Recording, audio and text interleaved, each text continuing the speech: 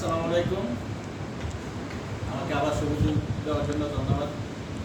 আমি যে পেশার সাথে জড়িত আছি ইতিপূর্বে তোমরা সবাই জানো যে যাত্রাবাড়ি জেনারেল হসপিটালের ডায়াগনোস সেন্টার, এটা আলহামদুলিল্লাহ এটা আমার একক মালিকানাধীন প্রতিষ্ঠান। আমি ইতিপূর্বে বলছি যে বজারিয়ার কোনো মানুষের জন্য চিকিৎসা সেবা থেকে বঞ্চিত না হয়। আমরা 92 অ্যাসোসিয়েশনের যে ফ্রেন্ডরা আছে প্রত্যেকেরই রোগী আছে, গরিব অসহায় কেউ না কেউ শোনে জানে, ওরকম রোগী ধরে ধরে আমার কাছে তোমরা পাঠাও। ওষুধের টাকাটা প্রথমে আমরা সংগঠন থেকে দিব। আমি ব্যক্তিগতভাবে যতটুকু পারি শিখবা তো লাগতেছে না। তো চিকিৎসার ক্ষেত্রে আমি সর্বাধিক সহযোগিতা করব বজারিয়া এলাকার জন্য।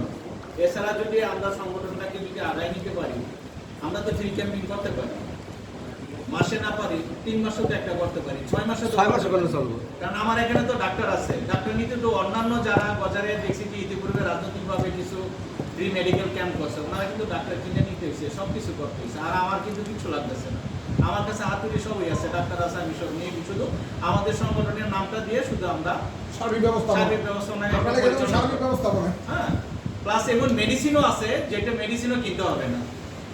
যে বাংলাদেশি যে কোম্পানিগুলি আছে আমার কাছে আসে, আমি যখন ফ্রি মেডিকেল ক্যাম্প করব, আমি যখন হসপিটালে পেটে তাদের কাছে রিকুইজিশন দিব, তারা মেডিসিন দিতে বাধ্য। অল্প অল্প করে দিলেও অনেক হয়ে যাবে। এটা বাংলাদেশি যে কোনো কোম্পানি আমার হসপিটালের পেটে যদি আমি রিকুইজিশন দিই যে আমি একটা প্রোগ্রাম করব, আমাকে এই মেডিসিনগুলি দেওয়া হবে, দিবে। আগামীতে হয়তো একটা প্রোগ্রাম হচ্ছে যেটা লোহজনে 92 ওরা একটা অনুষ্ঠান করবে, সেখানে ফ্রি মেডিকেল ক্যাম্প আমার হসপিটালে কিন যাবে।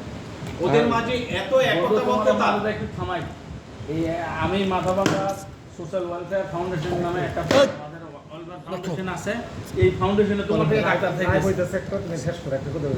সমস্যা নেই বন্ধু, যখন বলবা ইনশাআল্লাহ করবো। তা আমি